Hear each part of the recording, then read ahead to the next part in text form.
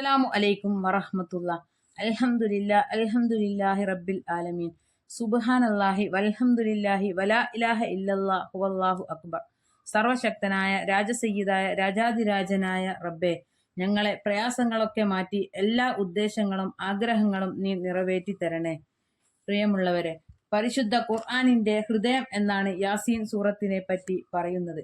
ആ യാസീൻ മഹാന്മാർ പറഞ്ഞ രീതിയിൽ ഒരു പ്രത്യേകമായ രൂപത്തിൽ നാം ഓതിയാൽ അത് കാരണമായി നമ്മുടെ എല്ലാ ഉദ്ദേശങ്ങളും അല്ലാഹു തആല പൂർത്തീകരിച്ച് തരുന്നതാണ്. എങ്ങനെയാണ് ഓതേണ്ടതെന്ന് പറഞ്ഞു തരാം. ആദ്യമായി ബിസ്മി ചൊല്ലി യാസീൻ എന്ന ആയത്ത് 7 തവണ ആവർത്തിച്ച് ഓതുക. യാസീൻ യാസീൻ എന്നിങ്ങനെ അങ്ങനെ 7 പ്രാവശ്യം ചൊല്ലി പിന്നെ ബാക്കി സാധാരണ രൂപത്തിൽ ഓതി. പിന്നെ 38ാമത്തെ ആയത്ത് വശംസു തജ്രി ലിമുസ്തഖറിൻ ലഹാ ദാലിക തഖ്ദീറുൽ അസീസിൽ അലീം എന്നുള്ള ഈ ആയത്ത് നാം ഓതേണ്ടത് 14 തവണയാണ്. 14 തവണ.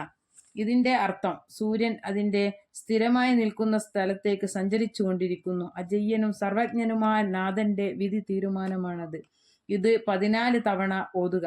പിന്നെ ബാക്കി ഓതി 38ാമത്തെ ആയത്ത് എത്തുമ്പോൾ സലാമു ഖൗലം മിർ റബ്ബിർ റഹീം ഇത് 7 തവണ ഓതുക.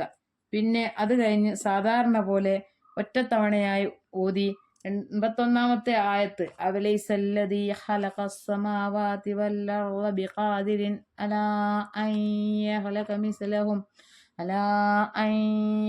മിസ്ലഹും വലാ ഹുവൽ ഖല്ലാഖുൽ അലീം എന്ന ആയത്ത് ഓതേണ്ടത് 12 തവണയാണ്. അങ്ങനെ 12 തവണ ഓതിയതിന് ശേഷം യാസീൻ മുഴുവനാക്കുക. എന്നിട്ട് ഒരു ഫാത്തിഹ സൂറത്തും കൂടി ഓതുക. നമ്മൾ ആഗ്രഹിക്കുന്ന കാര്യം അള്ളാഹുവിന്റെ മുമ്പ് 2 കൈയും നീട്ടി ദുആ ഇരക്കുക.